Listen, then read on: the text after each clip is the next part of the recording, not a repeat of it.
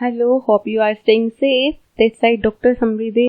I'll discuss the fundamental unit of a life, that is the cell, and that comes under the class 9 science subject in the biology stream.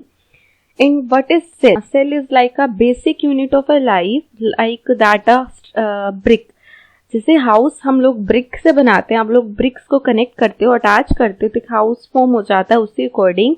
तो आपका जो cell है that is the basic unit of a life. Then the question arises here why the cell is known as structural and functional unit of life, because a group of cells makes this tissues and tissues makes the organ form the organ system and then finally the organism. In this slide you can see that there is a heart organ is showing here. Heart, the main function of heart is that the pumping of blood. That's why the heart comes under the category of circulatory system and that is the organ system. Finally the organism is formed. हम लोग हमारी body में बहुत सारे organs है like a kidney, liver, lungs and the heart, brain, and every organs have a specific functions. ठीक है, and these are made up of cells. So these organs and the tissues, they perform the various life processes and the functions such as the respiration, digestion and the excretion. And what is digestion? Digestion means the complex molecules का breakdown होकर small molecules में convert हो जाना, that is the digestion. Like carbohydrates हम intake करते हैं, that's converted into a glucose unit. Next the excretion. हम लोग जो खाना खाते हैं, कार्बोहाइड्रेट्स, प्रोटीन, फैट्स, उनका मेटाबॉलिज्म होता है. इवन जो हम मेडिसिन खाते हैं that's also undergoing the metabolic processes. Then the metabolic waste and the waste materials are excreted out, मतलब बॉडी से बाहर निकलते हैं through the kidney. Breathing, and there is a difference between the breathing and the respiration. In a breathing आप लोग सांस लेते हो एंड निकालते हो, दैट इज द ब्रीदिंग, है ना, सांस लेना इन एंड आउट. लेकिन in the case of respiration आपकी बॉडी में ग्लूकोज बन रहा है, ग्लूकोज एंड आप इनहेल कर रहे हो, ऑक्सीजन इनहेल कर रहे हो, then glucose react with the oxygen and that leads to the production of energy. मतलब respiration is the process of a production of energy. Clear है? In the both unicellular and multicellular organisms I will discuss what is unicellular organism and what is multicellular organism. तो are you getting my point like this कि why cell is known as structural and functional unit of a life. Cell may be defined as a structural and functional unit of life. Then we will study about the discovery of a cell. Then the first scientist, that is the Robert Hooke, that was the first scientist who discovered the cell in the 1665. Then Leeuwenhoek was the first who discovered the free cells living in a pond water in 1674. Then the Robert Brown who discovered the nucleus, that is 1831. Then the Purkinje that coined the term protoplasm in the 1839. Skeldon and the Sachwan who proposed the cell theories. ये दोनों scientist ऐसे हैं जिन्होंने क्या दिया था, cell theories दी थी. In Virchow is the scientist जिन्होंने फर्दर एडिशन किया था सेल थियरी में in the 1855. Then the electron microscope की डिस्कवरी इन द 1940 में हुई, जिसकी वजह से हम सेल ऑर्गेनेलीज और सेल के स्ट्रक्चर को स्टडी कर पाए. तो basically what is cell and the what is the nucleus, what is protoplasm and the what is cell theory and the what are the cell organelles, these are the queries that we will discuss. That we have learned that the Robert Hooke discovered cells in the 1665. उसने कैसे observe किया, उसने क्या किया, उसने एक honeycomb like structure देखा. Then उसने उसको अपने इस काम को पब्लिश किया in a Micrographia in a London in 1665. Honeycomb like structure is like that.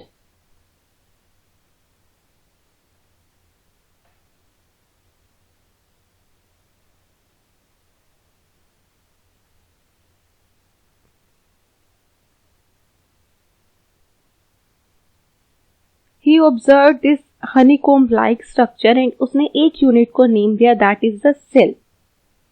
Clear?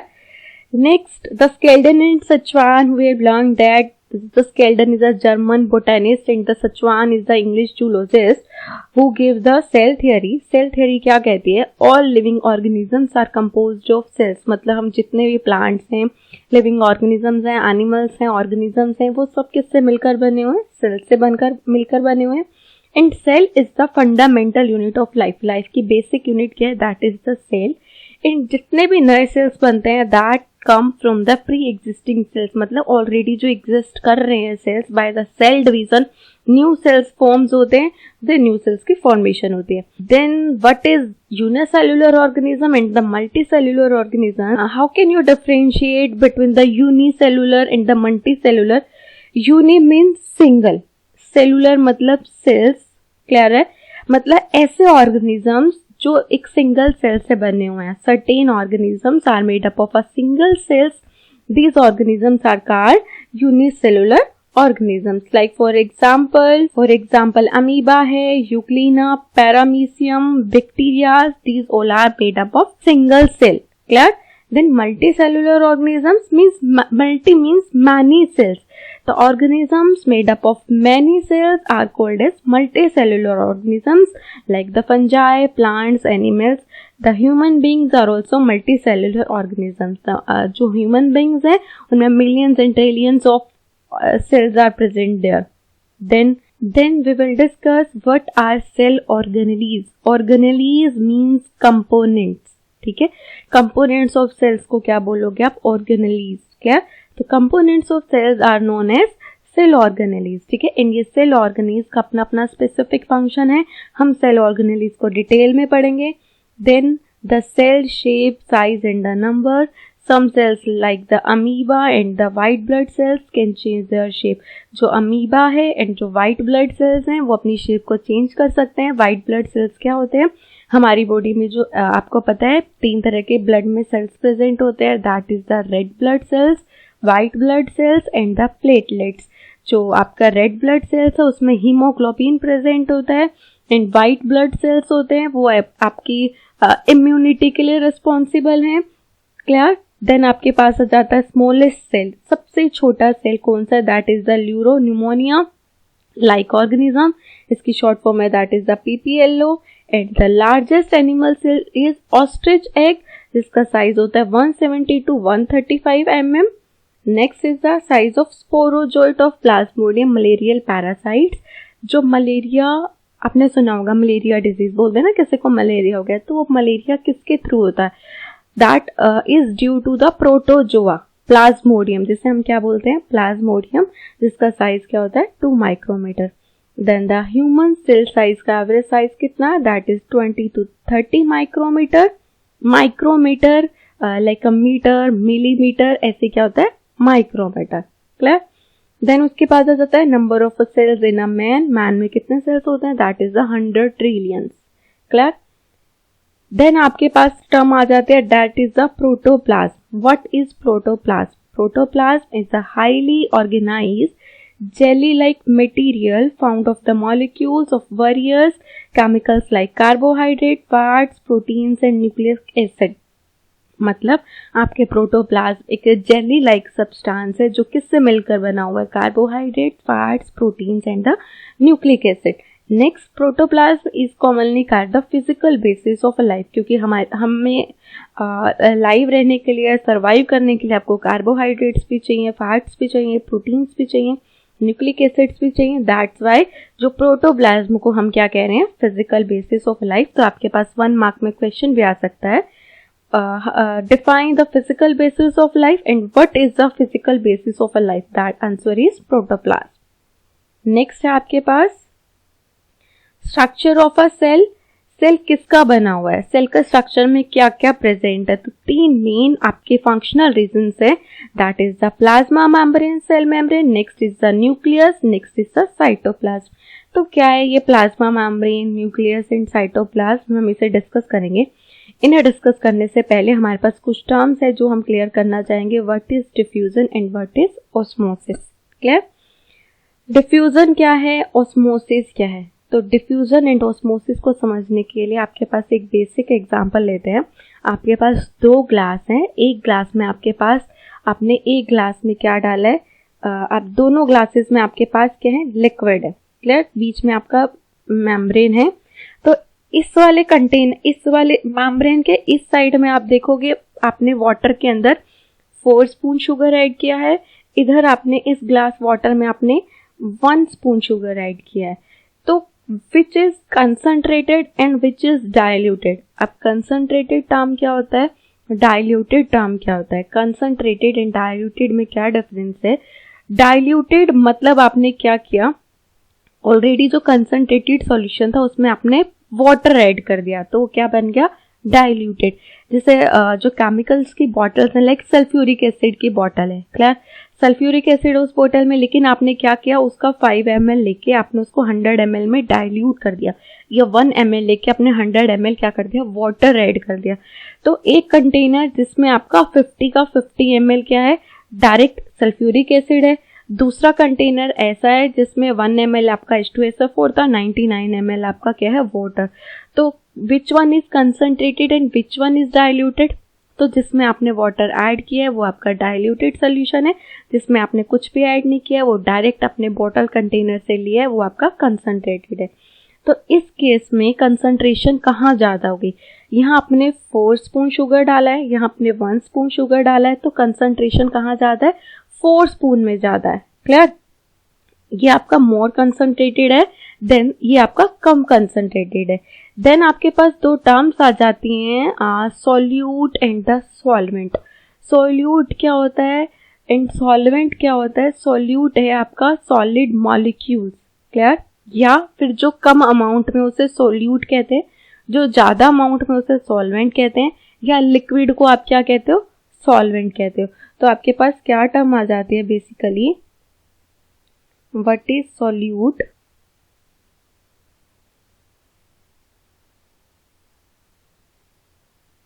Solute is solid, जो आपका कम अमाउंट में होगा, clear, and the solvent is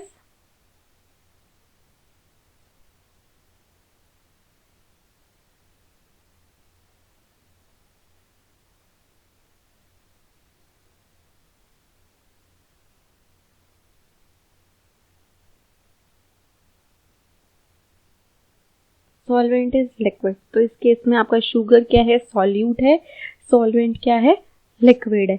तो अब डिफ्यूजन में क्या होता है, जहाँ कंसंट्रेशन ज़्यादा होती है और जहाँ कंसंट्रेशन कम होती है, तो सॉल्यूट पार्टिकल्स मूव करना स्टार्ट कर देते हैं from a higher concentration to lower concentration. तो आपके जो यहाँ पे मॉलिक्यूल्स हैं वो क्या करेंगे, मूव स्टार्ट कर देंगे from a higher concentration to lower concentration. आप उसको क्या बोलते हो, दैट इज डिफ्यूजन, क्लियर। तो it is the movement, 1 second, तो डिफ्यूजन क्या है, it is the movement of a molecules from a more concentration to a less concentration. आप उसे क्या बोलोगे, दैट इज डिफ्यूजन फॉर डालते हैं।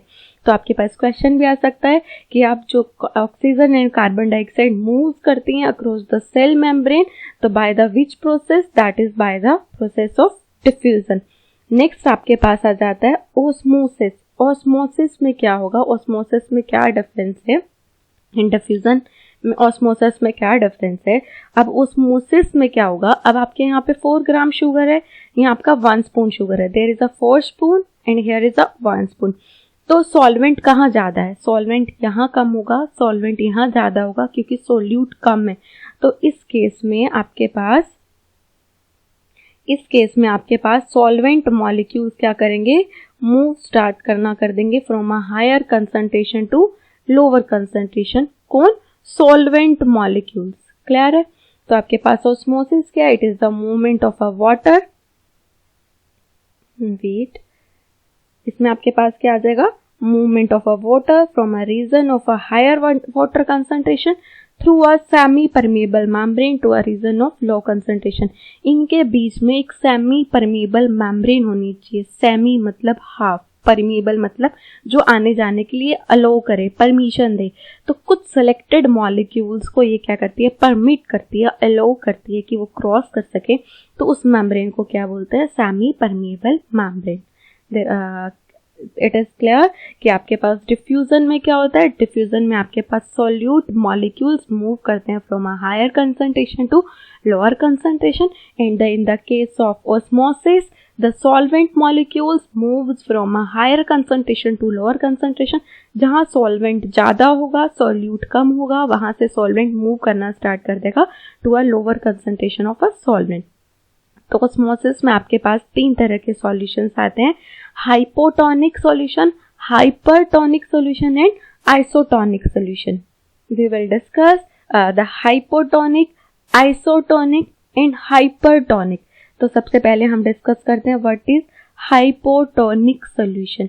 इस केस में क्या होगा, अब आपने क्या लिया, एक सेल लिया, आप उसके सराउंडिंग में एक मीडियम है, क्लियर।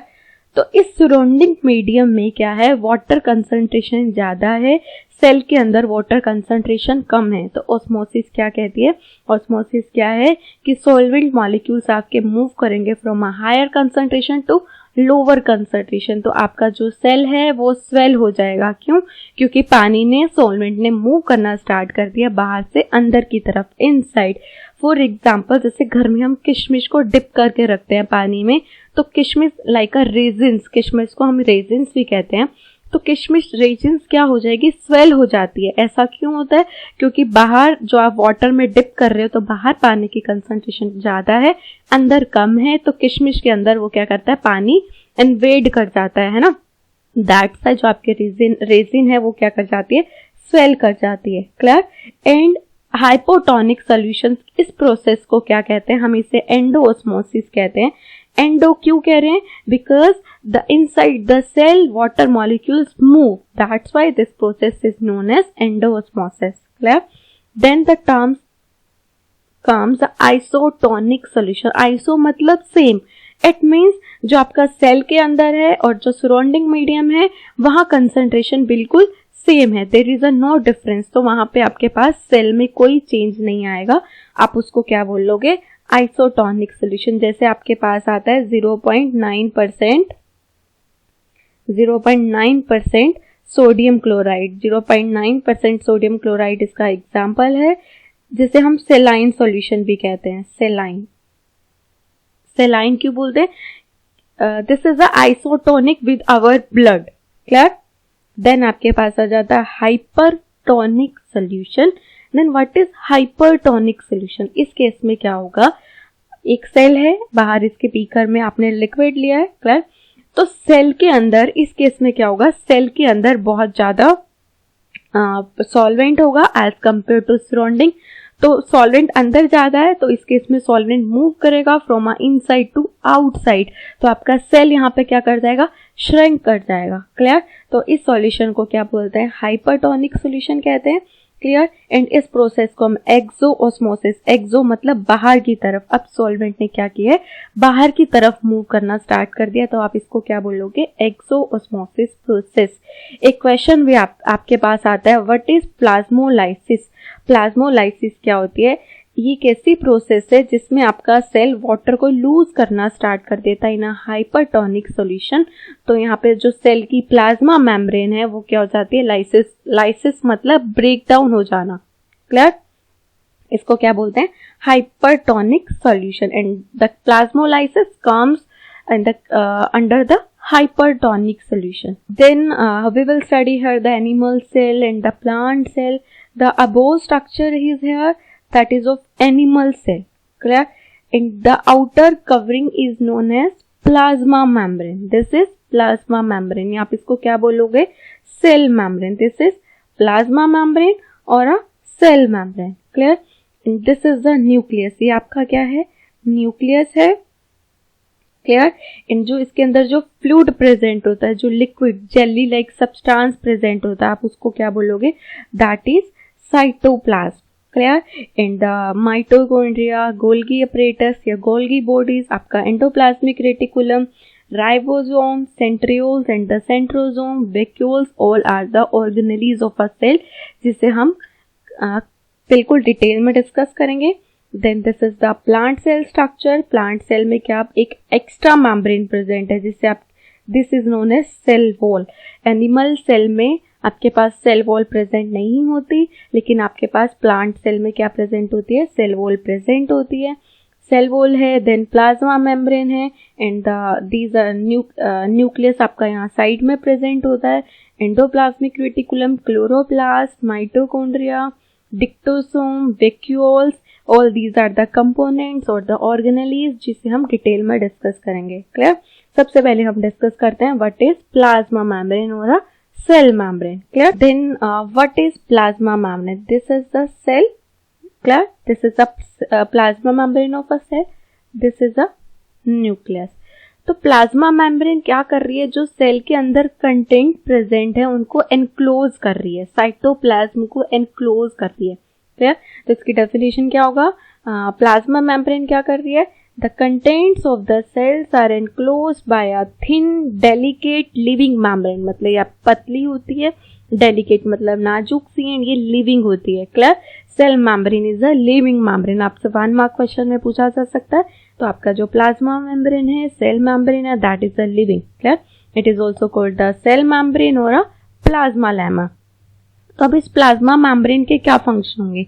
फर्स्ट फंक्शन क्या होगा प्लाज्मा मेम्ब्रेन का, जो आपका सराउंडिंग मीडियम है, तो ये प्लाज्मा मेम्ब्रेन क्या कर रही है, सेल के कंटेंट को सेपरेट कर रही है from the surrounding medium. Clear? Listen again, the cell membrane और a plasma membrane separates the cellular content from the surroundings. First function. Next function क्या कर रहा है, जो आपका प्लाज्मा मेम्ब्रेन है वो क्या कर रही है, वो किसी मॉलिक्यूल को अंदर आने की परमिशन देती है, किसी को नहीं देती, किसी अंदर आने देगी या जाने देगी, that depends on the cellular membrane. Clear? Cell membrane. तो इसलिए हम इस सेल मेम्ब्रेन को क्या कहते हैं, सिलेक्टिवली परमिएबल मेम्ब्रेन, मतलब सिलेक्टिव मॉलिक्यूल्स को ही परमिएबल आने जाने को अलाउ करेगी। क्लियर? और semi permeable membrane. So these are the function. It separates the content of the cell from its surrounding environment or external environment. Second, it allow or permit the entry and the exit of the some material in the cell. It also prevents, ये रोकती भी है, prevent भी करती है सब materials को अंदर आने से, इसलिए हम इसे सेमी परमिएबल या सिलेक्टिवली परमिएबल मेम्ब्रेन कहते हैं। तो आपके पास क्वेश्चन भी आ सकता है, the why the plasma membrane is known as the selectively permeable membrane और अ सेमी परमिएबल मेम्ब्रेन। तो आप ये आंसर दे सकते हो।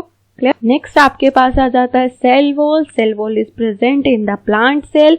It is a thick, rigid है, हार्ड है, एंड द नॉन लिविंग है। क्लियर? जो आपकी cell membrane that is living and cell wall is non living.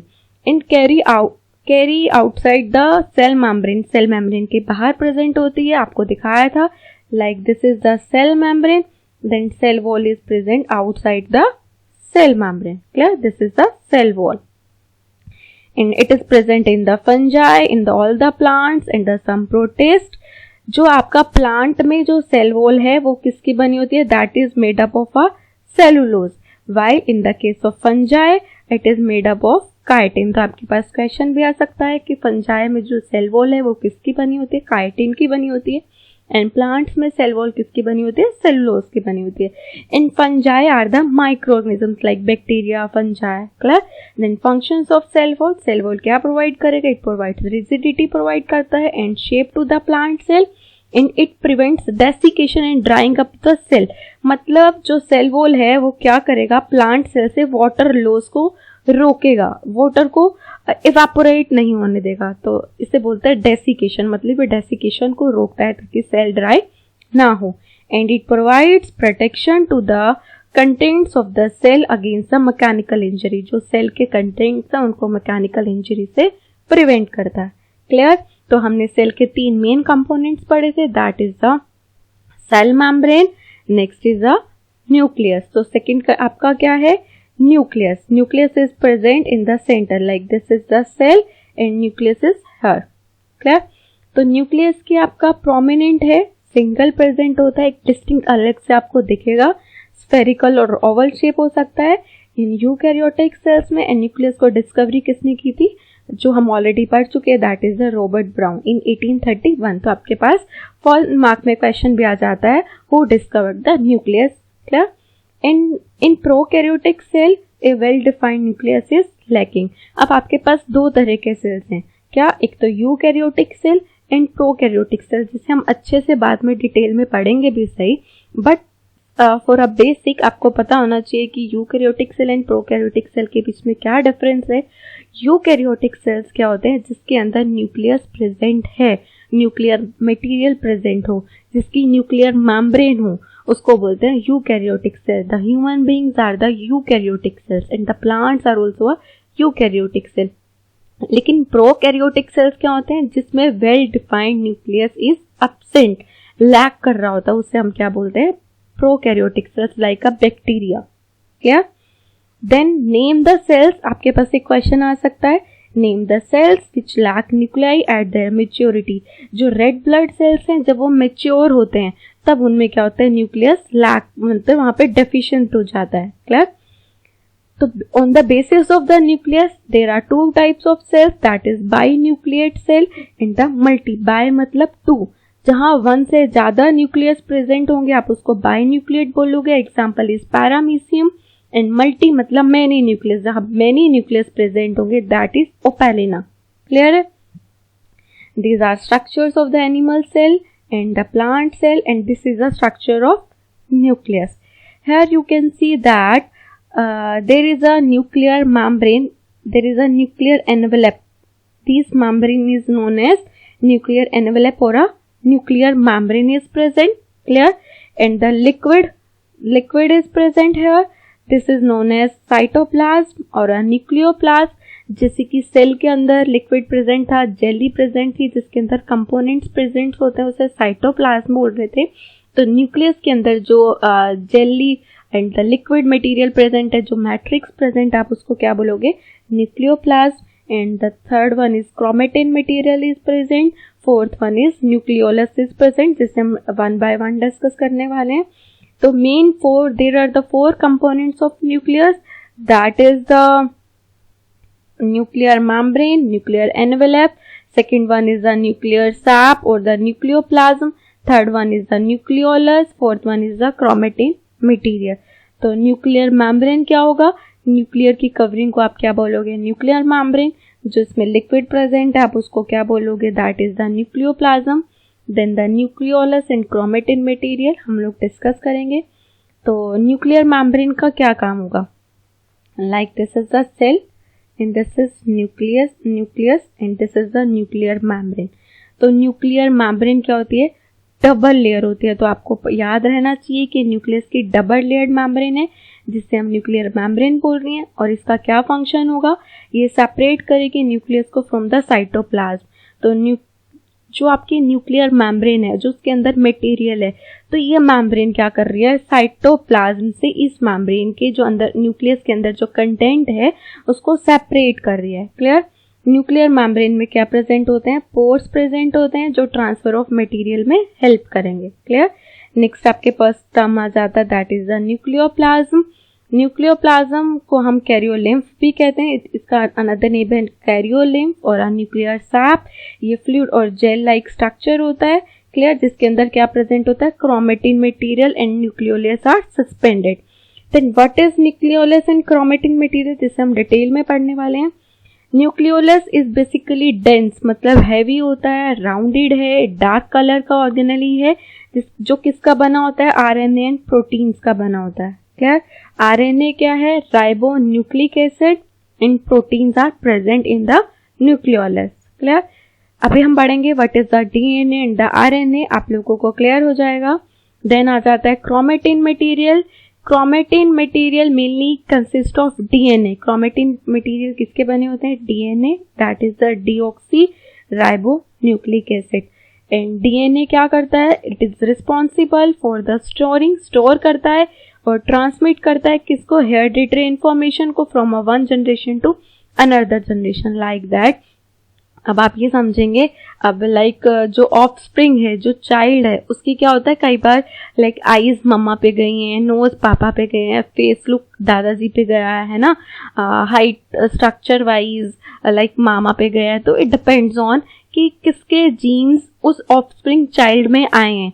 तो जो आपके हेरिडिटरी इंफॉर्मेशन इज दैट जो जीन्स इंफॉर्मेशन को क्या कर रहे हैं, कैरी करके वन जनरेशन से नेक्स्ट जनरेशन में ट्रांसमिट कर रहे हैं, उनमें कौन हेल्प कर रहे हैं, that is the DNA, that is the genes जो क्या करते हैं, हेरिडिटरी इंफॉर्मेशन को ट्रांसफर करते हैं। मतलब जो करेक्टर्स आपके जनरेशन्स पहले जनरेशन्स में प्रेजेंट है, वो आपके लाइक दादा दादी के जो करेक्टर्स हैं वो मम्मा पापा में आ रहे हैं, मम्मा पापा के आप में आ रहे हैं।